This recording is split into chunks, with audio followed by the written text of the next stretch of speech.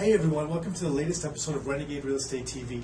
On today's episode, we have a massive renovation going on in an investment property and a little bit of a celebration around a joint venture success. So stick with us and we'll see you soon.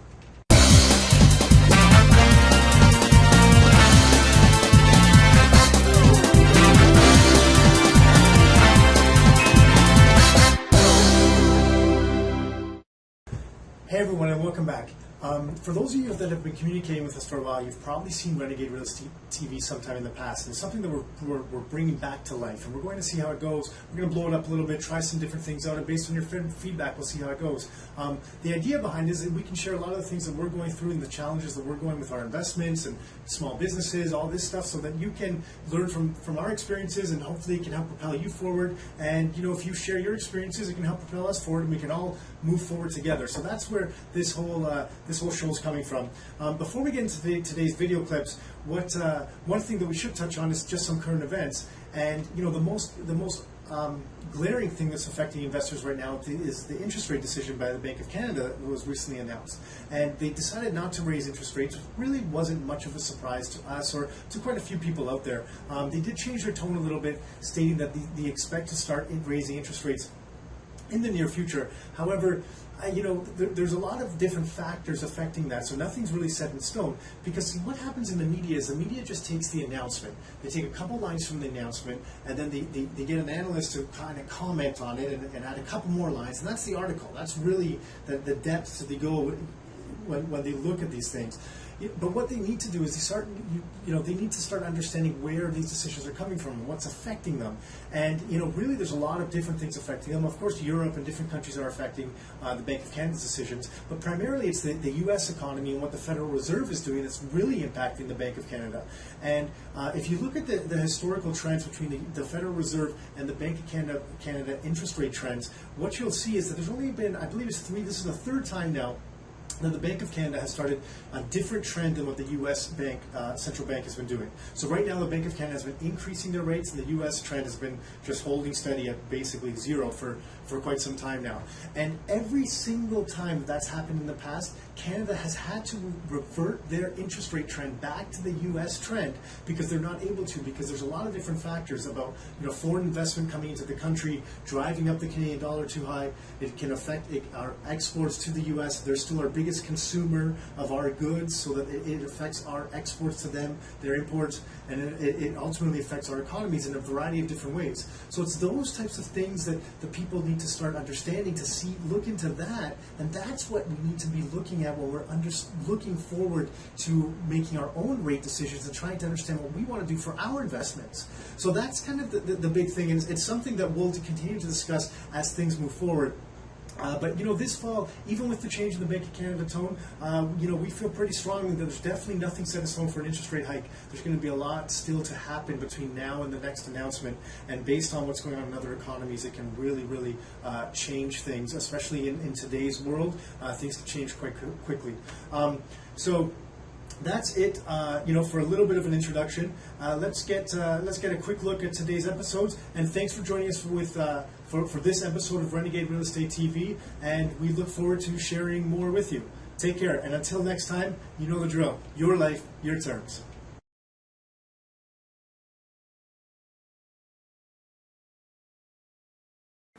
Hey everyone, it's Nick Carranza here, and we're in a little bit of an interesting place. So let me take you, I guess here's a little bit of background. Sometimes, with real estate investing, you're able to buy these beautiful turnkey properties. And sometimes, to really maximize your cash flow, you got to put in a little bit of work. And what we found is often when you're able to buy a property and then convert it for the needs that you want to, sometimes you can get the best cash flowing properties ever. I mean, we have single family homes that we're using as student rentals that are cash flowing, over $1,400 a month off one single family home. They can work out really well. So let me give you a quick idea of what's going on. You can see this place was a little bit older. There's definitely going to be some work done to this. I don't think it's a very attractive place to stay right now. So this gives you an idea of something that someone bought, but as an investor, you look at this and you're like, wow, okay, this is a dump. What can I do? What's the greater purpose? How do I make money on this? How do I invest money to make a greater return? And even if renovations cost $30,000, $40,000, $50,000, if you work out the numbers properly, you can get an awesome return on your money that you can't get elsewhere. So let's go over here. So something like this, This room here looks like this investor's boarding this up, so you can see this will probably be turned into like a room that a student can rent out and live. Seems like we're on a student rental kick. Everything's about student rentals recently, but that's not the point. We're not harping on student rentals. It's just by coincidence. This will be kind of the kitchen that they're going to redo and finish this kitchen area here. You can see it's kind of beat up, and you should see even before the demo was done, it was just I mean, it was almost just as attractive as it is now as a kitchen before the demo was done. We won't go into the basement today for time, but we'll show you quickly upstairs how this thing's going to work. This we can, we can open that and maybe just hop on the roof if you guys want or something.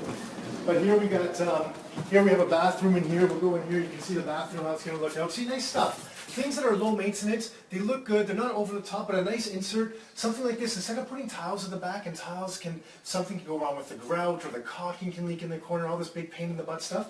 You buy something like this that it lasts and it's maintenance free after. You don't have to think about it. So as an investor, as a long-term rental property, that's the stuff you want to think about, right? And then we have a couple bedrooms here, and then look, we have we have a great good sized bedroom. So this room for someone with a nice walk-in closet, which if we can get a shot in here. Look at that. So for you and I, well, that type of walk-in closet may not be the best thing, but for someone else, this is great. As a student with this much storage, it's a jackpot. So again, this doesn't just apply to student rental properties, it applies to any property. As an investor, sometimes you've got to find something that other people don't want and convert it into something that can generate cash for you, because that's where some huge opportunities lie. So I hear some knocking downstairs. We should go. Hope this tour was a little bit helpful. Again, with a property, this is one of the property management company kind of jobs that we're involved in somewhat. So with this property management company, some crazy things are coming up. So until next time, your life, your terms.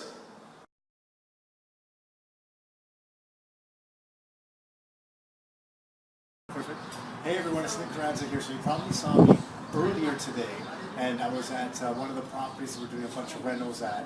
And now today, just to give you a better idea, today now I'm down here. We have to celebrate sometimes. Sometimes you got to celebrate your joint ventures, right? So this is our latest joint venture partner, Bill, who approached us with an opportunity. And we were just talking about how a lot of joint ventures really don't work out because they're so one-sided. And someone approaches someone else for everything that they need, and they don't think about what's in it for the other person. And Bill, I mean, when you approached us, did you kind of put some thought into what's in it for the other person when you were looking for a joint venture partner? Definitely. Mostly like it's one side of the It's got to be Yeah, so I mean, and that, that's the big point. When you're looking for joint venture partners, you're looking at doing something, you've got to think about what's in it for the other person. So that's earlier today we're doing renos. Today we're celebrating a joint venture. Later today, who knows what's next? We'll see. Until next time, your life, your terms.